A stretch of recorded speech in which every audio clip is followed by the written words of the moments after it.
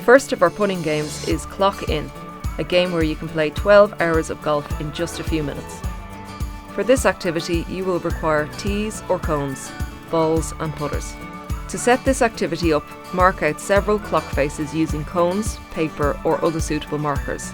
Place a target, this could be a cone, a beanbag, a golf hole, etc., at each centre of the clock face.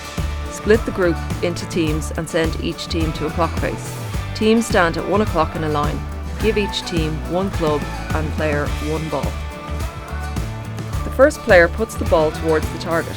If they hit the target, they move on to 2 o'clock, but if they miss, they stay at 1 o'clock and join the back of the line. The second player puts, then the third, and so on. Players cannot move around until they have hit the target. The first player who makes it round 12 o'clock wins.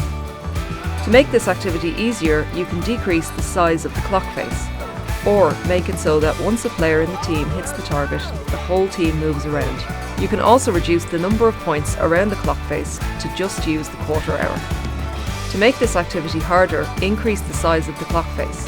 Set the clock face on sloping ground, or make it so if players miss at any point, they go back to the beginning.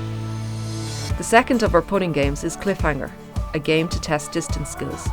For this activity, you will require a string or chalk line, tees, balls and putters.